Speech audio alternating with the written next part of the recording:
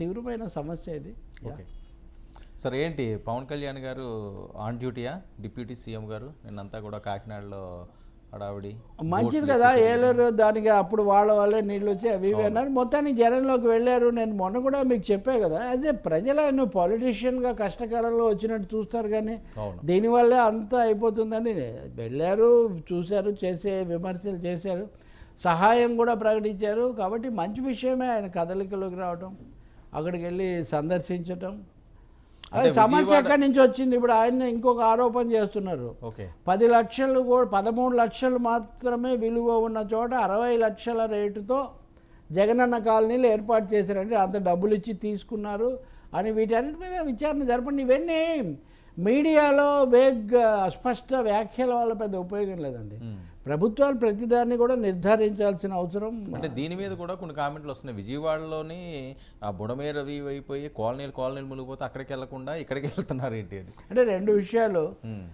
స్వయంగా ముఖ్యమంత్రి ఇక్కడ రాత్రి పగల నేను ఎప్పుడు చూడలేదు ఒక ముఖ్యమంత్రి వరుసగా 4 రోజులు 3 రోజులు రాత్రి 11 గంటలకు మీడియా కాన్ఫరెన్స్ పెట్టడం.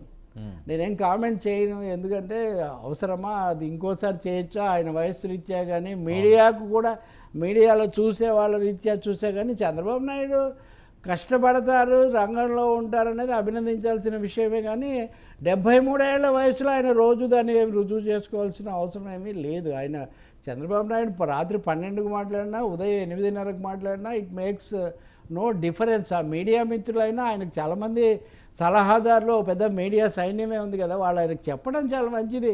ఎందుకు సార్ ఏదన్నా మరీ కష్టంగా ఉన్నప్పుడు 1-2 రోజులు అయితే కష్టపడ్డారు, మరి ప్రతిరోజు రాత్రి మీడియాతో మాట్లాడటం అనేది ఒక ఇదిగా మార్చుకున్నారు. ఎనీవే ఆయన అక్కడ ఉన్నారు కాబట్టి, ఆ నిమ్మల రామానాయుడు ఏమో అక్కడే ఇల్లు కూడా కట్టుకొని బుడమేరు దగ్గరే ఆయన మంత్రి, ఆయన కూడా ఉన్నారు కాబట్టి బహుశా ఈయన ఆరోగ్యం కూడా బాగాలేదన్నారు కదా, కొద్ది రోజులు జ్వరం వచ్చిందట పవన్ కళ్యాణ్కు. సో ఆయనకు జ్వరం తగ్గుతున్న ఈ సమయంలో పిఠాపురం ప్రాంతంలో ముంపు వస్తుందని, గోదావరి జిల్లాలో ముంపు వస్తుంది. రెండవది నిన్న వచ్చిన 2వ విడత వరదల్లో ఎక్కువ గోదావరి అవును, భారీ వర్షాలు. కాబట్టి ఆయన అటు ఫోకస్ మార్చినట్టున్నారు.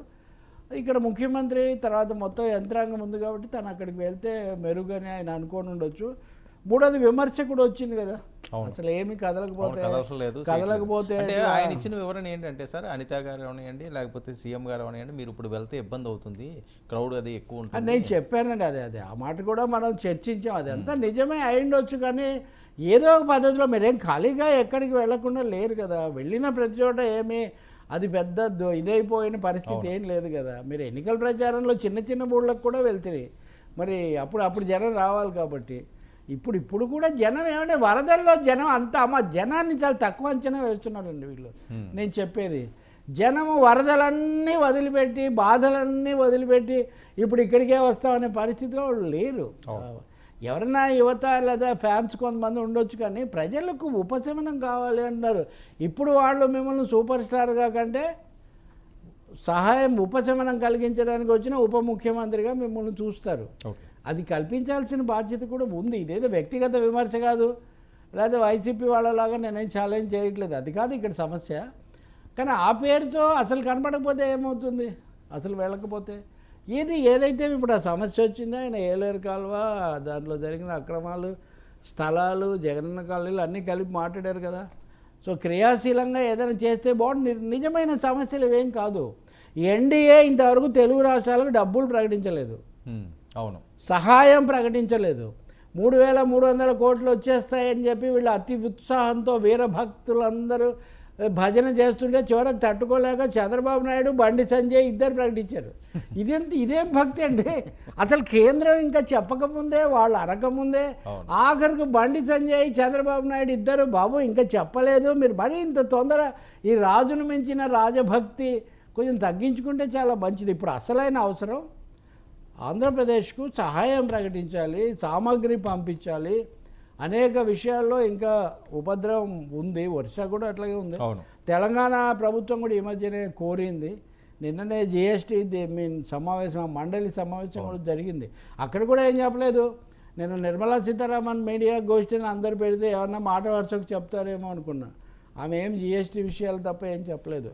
సో పవన్ కళ్యాణ్ ఎన్డీఏలో తన పలుకుబడి ఉపయోగించి వెంటనే ఏదైనా సహాయం, ఒకటి విశాఖపట్నం రెండోది వరద విపత్తు.